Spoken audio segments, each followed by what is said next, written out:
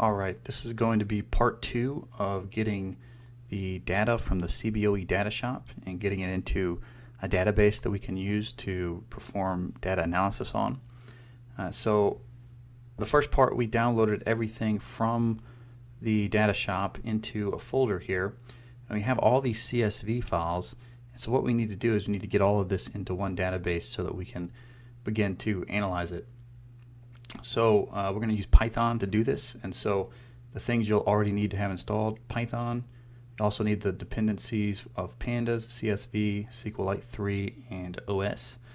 DB browser for SQLITE. This is not necessarily required, but highly recommended. I'm going to be using it.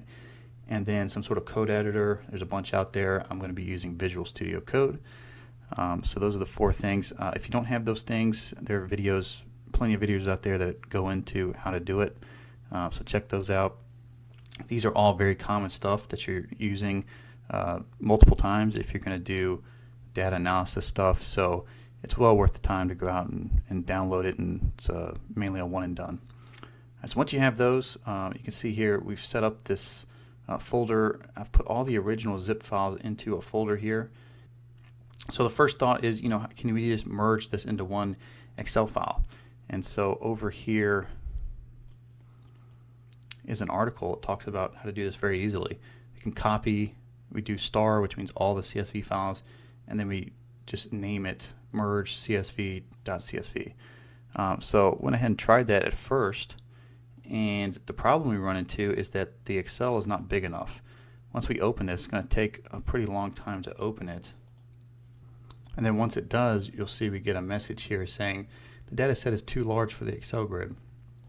So if you click and open this up, you'll see that this thing maxes out at a little over 1 million rows of data. The data we have is going to be over 2 million rows of data, so that's why there's an issue there. It got about half of it, but it did get half of it. It merged for that first half, it merged it perfectly. So if you have less than that million rows, this might be a solution for you.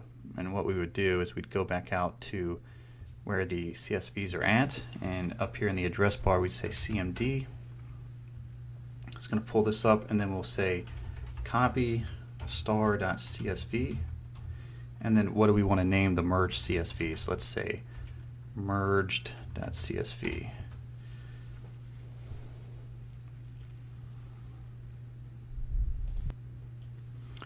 And you can see that the output there, we have a merge.csv, and that's going to be the exact same as the file we just showed. So that could be one solution. For our solution, we're going to have to, instead of merging it into one Excel file, we're just going to have to put it all into a SQLITE. Now with SQLITE, it doesn't have that million limit. It can hold a lot more data. So the 2 million is going to be fine for it. So what we're going to be doing is creating a Python code that's going to take all of this data in the CSVs and put it into a SQLITE database. So to get that process started, what we're going to do is inside of the folder here, we're going to right click and we're going to say open with code. Now if for whatever reason that's not available to you, you can get to this by just opening up Visual Studio Code and then navigating to the folder where all the CSVs are at. And so this is the code. I've already written it here. We'll go over exactly what I did to get that. What this is a combination of 2 topics I previously discussed. The first one, getting an Excel CSV into a SQLITE database using Python. And then we're also going to be using some of the code here that I talked about in how to quickly bulk update SQLITE databases, starting at the 1 minute mark. If you wanted to find these videos, you can come to my channel, just search SQLITE, and currently it's these first 2, how to quickly bulk update SQLITE and getting an Excel CSV into a SQLITE database using Python. So we'll start out over here where the CSVs are at. We'll click new file and we'll give it a name. I'm going to name it CSV to SQLITE, and we'll say .py, stands for Python. We'll start out by importing a couple of libraries. Pandas as PD, CSV, SQLITE 3, and OS. So the first step is going to be reading the CSV files. We're going to do that by using pd.readCSV.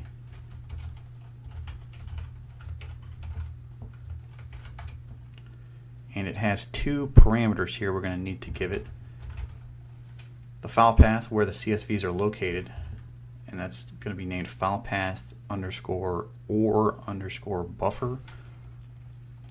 So under this parameter here, we need to give it the file address where the Excels are located. So over here, I'm going to copy this address, I'll paste it in here. I'm going to get rid of the C and the colon, and I'm going to put F, and then some apostrophes right there, and then I'm just going to switch these backslashes to forward slashes.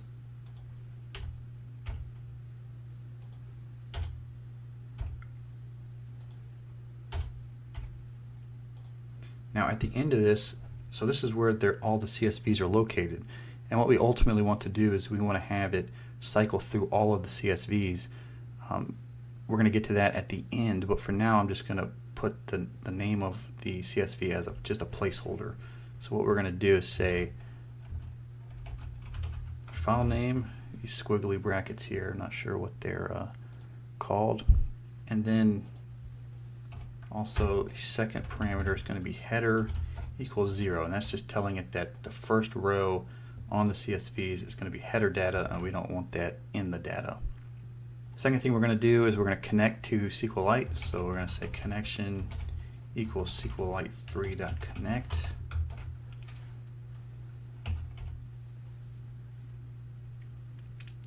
And we're going to be copying this up here.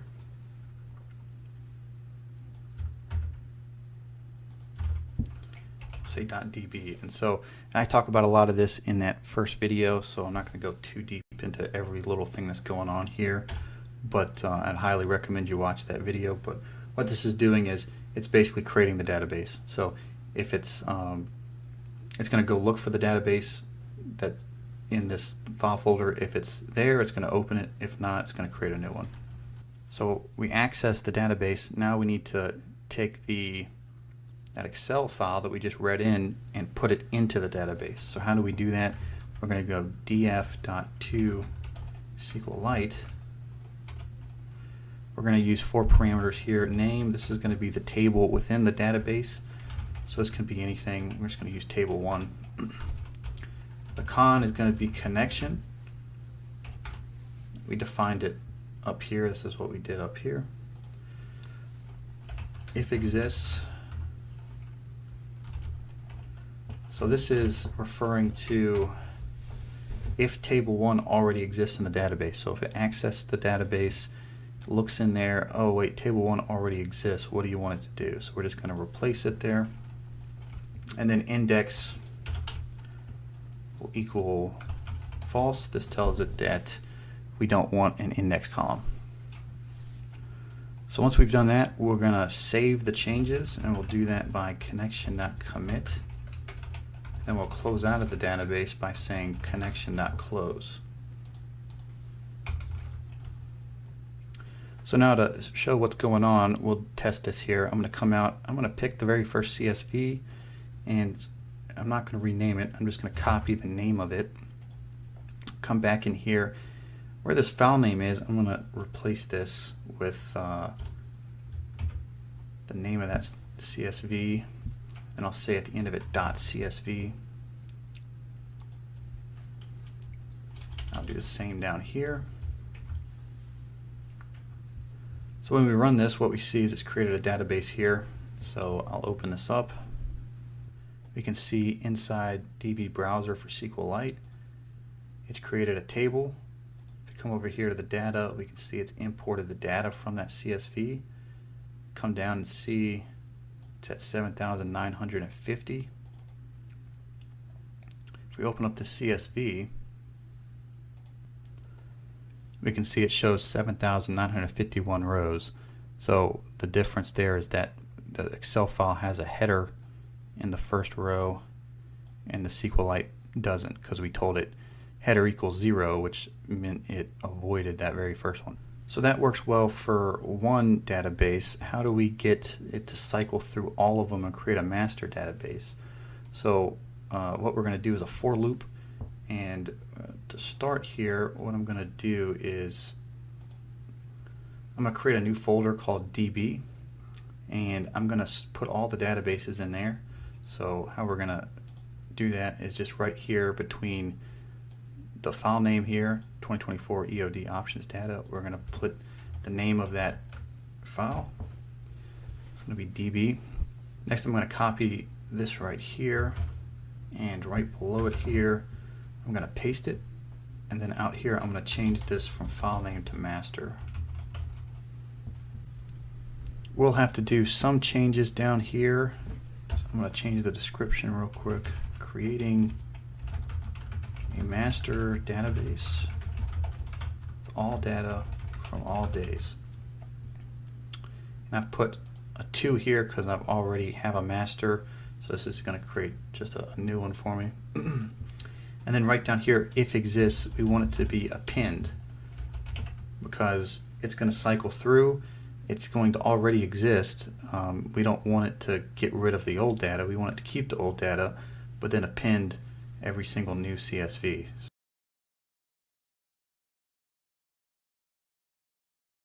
With that set up, I'm going to take all of the code that begins with a DF and the connection part.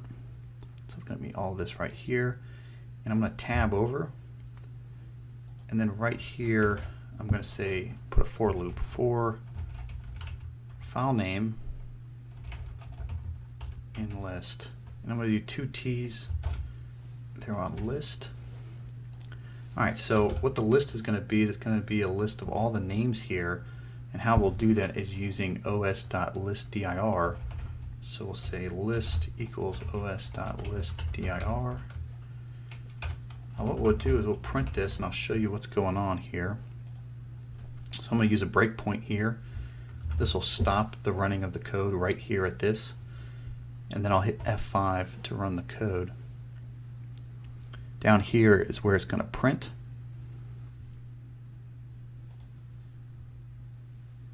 Alright, so we're going to hit the step over. You can see it printed a lot of stuff down here. So if we come back up here at the beginning of the list, you can see the very first item, CSV to SQLITE.py. So what this stuff is it's all of this stuff in here that is printing. So it's printed the Python script, it's printed the DB, name of the DB file, the name merged Excel, the name original zip files. It's all the names of all this stuff in here.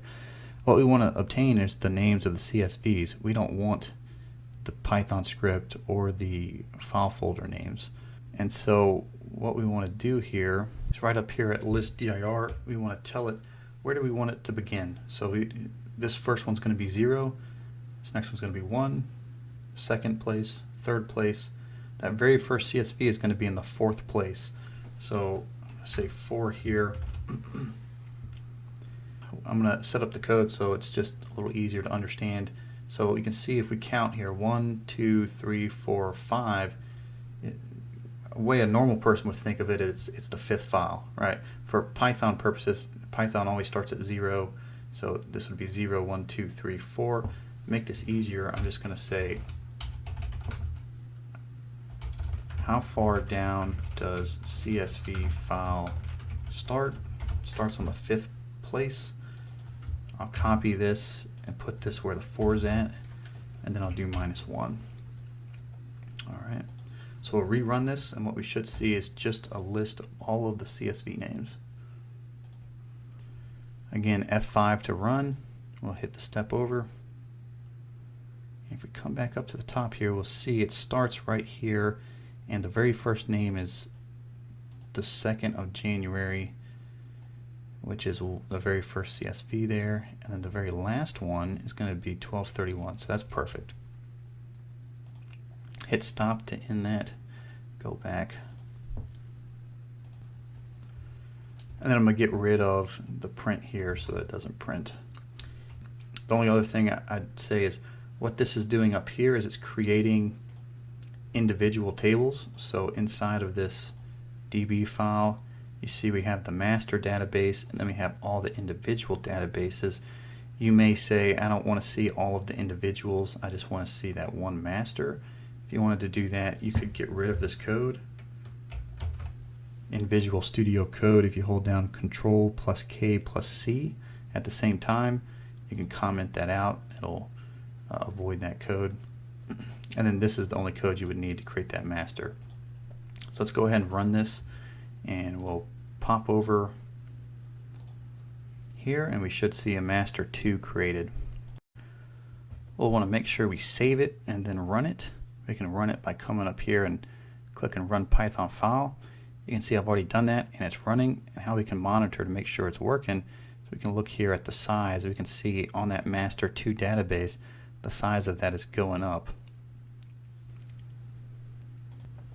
A couple other things to mention. So one thing I'll do here, I'll go ahead and add a line item here to print, and we'll say finish conversion. That'll just let you know that it's done. And then the other thing too is if you find something's messed up and you need to redo it, which is bound to happen, what you'll want to do is come in here and delete that master. Because we're appending, if you run it once and then you mess up or something happens and you need to redo it, if you don't delete it, it's going to have all of those previous records plus all the new ones, so you're going to end up with duplicates. So you just need to make sure that when you run it, if you want to redo it, clear it out. You see this one's named master 2, so I went in here and deleted master 2, and we'll run it again. And then we can see the master 2 will be coming in here soon. And then you can come out here and wait, and it'll give you a message here saying finished conversion when it's done. One other important thing to remember, always remember to save it before you run it. If you don't save it, then it's going to run the old code, not the new code. You can know that it's not saved when it has a circle up here where the X is. The circle indicates that there's been changes that are unsaved. It says finished conversion. We can open it up here. Open up master 2.